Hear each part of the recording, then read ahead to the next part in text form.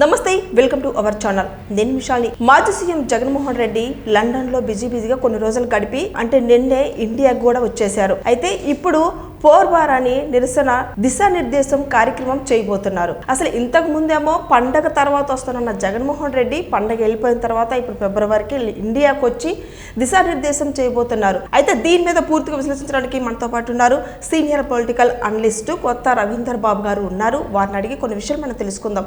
నమస్కారం సార్. నమస్తే. మనం ఇప్పుడు చూసుకున్నట్టయితే జగన్మోహన్ రెడ్డి లండన్ లో కొన్ని రోజులు బిజీ గడిపారు. అసలు లండన్కి ఎందుకు వెళ్తారు సార్? అసలు దీని మీద స్పందన ఏంటి సార్? జగన్ ఇప్పుడు ఆంధ్రప్రదేశ్ రాష్ట్రంలో మాజీ ముఖ్యమంత్రి వర్యులు జగన్ రెడ్డి గారు లండన్ బాట నుంచి బెంగళూరు బాట పట్టారు. ఇప్పుడు అక్కడి నుంచి రేపు ఫీజు పోరు బాట అని ఒక పిలుపునిచ్చారు. ఇది ఇప్పుడు ఈరోజు టాపిక్. సో లండన్ ఎందుకు వెళ్తారు, ఫ్రీక్వెంట్గా జగన్ గారు లండన్ ఎందుకు వెళ్తారు అనేది మీరు సందేహం. ఎవరైనా ఆర్థిక నేరస్తులు ఏ కంట్రీకి సంబంధించిన వాళ్ళైనా జనరల్గా మనం చూస్తూ ఉంటాం లండన్ బ్రిటిష్ వెళ్తుంటారు.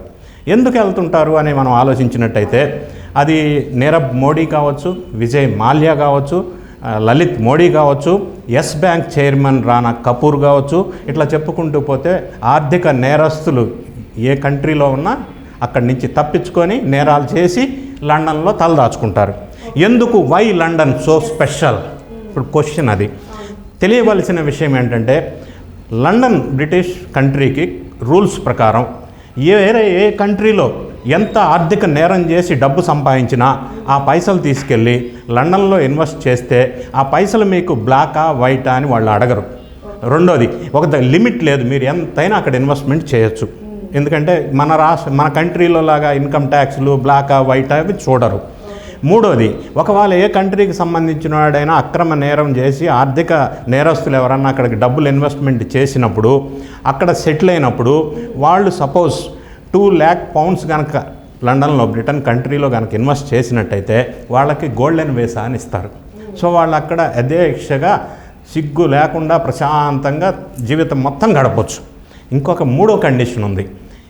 వీళ్ళు ఆర్థిక నేరస్తులు మా కంట్రీకి పంపించండి అని వీళ్ళ కంట్రీకి సంబంధించిన వాళ్ళు రిక్వెస్ట్ చేసుకున్నా కూడా వాళ్ళు వెనక్కి పంపించరు. అందుకే ఇప్పుడు మనం పేర్లు చెప్పుకున్న వాళ్ళు లండన్ నుంచి మనం భారతదేశానికి తిరిగి రప్పించడంలో ఇన్ని సంవత్సరాల నుంచి వెయిట్ చేయవలసి వస్తుంది. దీనికి కారణం ఏంటంటే లండన్లో హ్యూమన్ రైట్స్కి ఎక్కువ ప్రాధాన్యత ఇస్తారు. హ్యూమన్ రైట్స్కి ఎక్కువ ప్రాధాన్యత ఇవ్వటం వల్ల డబ్బులు బ్లాక్ వైట్ అని చూడరు, అక్కడ ఇన్వెస్ట్మెంట్ చేసి ప్రశాంతంగా జీవితం గడిపించవచ్చు, ఇంకో కంట్రీకి మళ్ళీ వెనక్కి ఇవ్వరు. ఇంత సౌలభ్యం ఉండటం వల్ల అందరూ లండన్ బాట పడుతున్నారు. జగన్ రెడ్డి గారు కూడా అందులో భాగంగానే లండన్ వెళ్ళారు, వెళ్తూ ఉంటారు ఎప్పటికి కూడా. గతంలో 2022లో దావోస్ వెళ్ళినప్పుడు కూడా చార్టెడ్ ఫ్లైట్ తీసుకున్నారు, లండన్ వెళ్ళారు, అక్కడ హాల్ట్ చేసి అక్కడి నుంచి వాళ్ళ అమ్మాయిని తీసుకొని దావోస్ వెళ్ళారు. సో ఈ ఫ్రీక్వెంట్ లండన్ విజిట్కి సీక్రెట్ ఏంటంటే ఈయన ఇన్వెస్ట్మెంట్స్ అన్నీ అక్కడ పెట్టారు, వ్యాపార సామ్రాజ్యాన్ని డెవలప్ చేసుకున్నారు. దానికి రీజన్ ఏంటంటే వైఎస్ఆర్ కాంగ్రెస్ పార్టీ అనేది ఆంధ్రప్రదేశ్లో మునిగిపోతున్న పడవ. ఒకవేళ మునిగిపోతే గతంలో తల్లి చెల్లి ఉంది, ఇప్పుడు వాళ్ళు కూడా లేరు, పార్టీని లీడ్ చేసేవాళ్ళు లేరు. విజయసాయిరెడ్డి లాంటి ఏటుగా నేరస్తుడుగా పేరు పొందిన వాళ్ళు కూడా పక్కకి వెళ్ళిపోయిన సందర్భం. అదే బాట అందరూ పడుతూ పారిపోతున్న సందర్భం వేరే పార్టీలోకి. ఈ విధంగా జరుగుతున్నప్పుడు ఏదన్నా నెక్స్ట్ ఎలక్షన్కి వైఎస్ఆర్ కాంగ్రెస్ పార్టీ మనుగడ లేకపోతే జగన్ రెడ్డి గారు సెటిల్ అయ్యేది లండన్.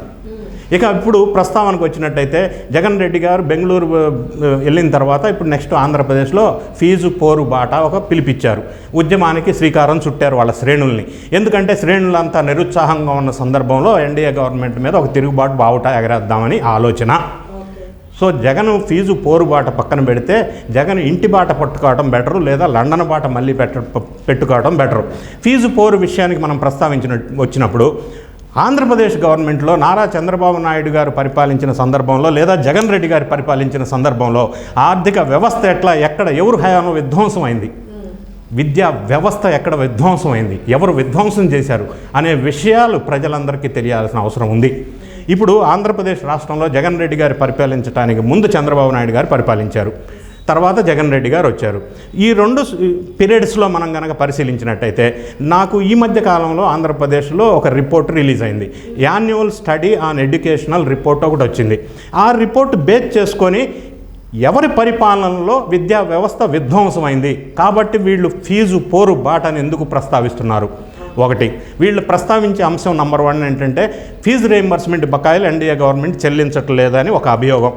ఫీజు రీయింబర్స్మెంట్ బకాయిలు 7 నెలల కాలంలో ఎన్డీఏ గవర్నమెంట్ వాళ్ళు 8,000 కోట్లు పే చేశారు. అది పే చేయకుండా బాకీ పెట్టెళ్ళింది ఎవరు? జగన్ రెడ్డి గారు. మరి ఎన్డీఏ గవర్నమెంట్ 8,000 కోట్లు పే చేశారు. సో వాళ్ళు అడిగేది ఇంకా 1,749 కోట్లు పే చేయాలి. అది పే చేయమని వీళ్ళు పోరు బాట అంటే ఎవరన్నా ప్రజలు నమ్మే పరిస్థితి ఉందా? వీళ్ళు ఆల్రెడీ 8,000 crores పే చేశారు. రెండో అంశం, ఈ స్టడీ రిపోర్ట్ ఏదైతే ఉందో, annual study on education report ఒకసారి పరిశీలిస్తే ఎవరి హయాంలో విధ్వంసం జరిగిందో మనం ఒకసారి తెలిసే ప్రయత్నం చేద్దాం. ప్రధానంగా మనం ప్రస్తావించినప్పుడు విద్యా వ్యవస్థ విధ్వంసమైందని చెప్పడానికి పిల్లల అటెండెన్స్ తక్కువ ఉందంటే దాని మీనింగ్ ఏంటి? ఒక కాంపోనెంట్ తీసుకుందాం మనం. పిల్లల అటెండెన్స్ మరీ ముఖ్యంగా 6 years నుంచి 14 years ఏజ్ పిల్లల్లో స్కూల్లో, గవర్నమెంట్ స్కూల్లో ఆంధ్ర రాష్ట్రంలో అటెండెన్స్ ఒకసారి పరిశీలిస్తే చంద్రబాబు నాయుడు గారు పరిపాలించిన టైంలో 63.2% ఉంది. అదే జగన్ రెడ్డి గారు పరిపాలించిన టైంలో అటెండెన్స్ 61.8% ఉంది. అంటే పిల్లల అటెండెన్స్ స్కూల్లో తగ్గింది జగన్ రెడ్డి గారి పరిపాలనలో. రెండో అంశం మనం తీసుకుంటే స్కూలు ఇంప్రూవ్ అయింది జగన్ అని చెప్తున్నాడు. ఎందుకంటే అమ్మ ఒడి అన్నాడు, బైజూస్ అన్నాడు, 8th class వాళ్ళకి ట్యాబ్స్ అన్నాడు, లేకపోతే ఇంగ్లీష్ మీడియం అన్నారు, లేదా నాడు నేడు అన్నారు, లేదా స్కూల్స్ అన్నిటికీ రంగులు వేసేసామన్నారు, ఇన్ఫ్రాస్ట్రక్చర్ పెంచామన్నారు, వరల్డ్ క్లాస్ గవర్నమెంట్ స్కూల్స్ అన్నారు. ఇవన్నీ నిజమైతే ఈ రిపోర్ట్ ఏం చెప్తుంది? మరి అది కదా ప్రామాణికం. ఇంకొక అంశం మనం ప్రధానంగా తీసుకున్నట్టయితే తాగునీటి సౌకర్యం స్కూల్స్లో, గవర్నమెంట్ స్కూల్స్లో లేకపోవడం కూడా స్కూల్ డ్రాప్ అవుట్స్కి కారణం అవుతుంది. తాగునీటి సౌకర్యం అనేది నారా చంద్రబాబు నాయుడు గారు పరిపాలించిన సందర్భంలో 58.1% స్కూల్స్లో ఉంది. జగన్ రెడ్డి గారు పరిపాలించిన పీరియడ్లో 55.9% ఉంది.